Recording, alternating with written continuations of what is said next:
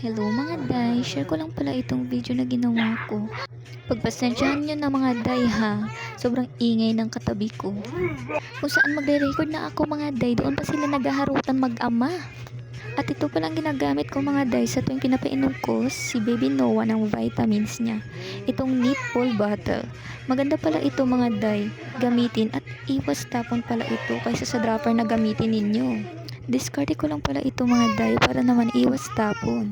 Pagkatapos ko nga pala bihisan si Baby Noah mga day, ay dito muna ako para ligpitin ang mga gamit na ginamit kanina nung naligo siya. Ayan, at itong ginamit niya nung naligo siya mga day, dyan ko lang isasampay niyan sa CR namin. Wala lang, trip ko lang dyan ang isampay.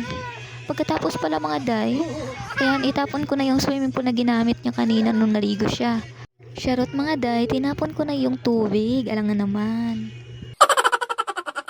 At itong mga nilaban ko pala kanina mga day, isasampay ko muna ito dyan sa labas.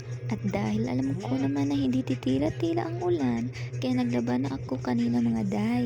At tamang-tama mga day, day off ngayon ng aking asawa. At siya muna magbabantay ng aming anak mga day.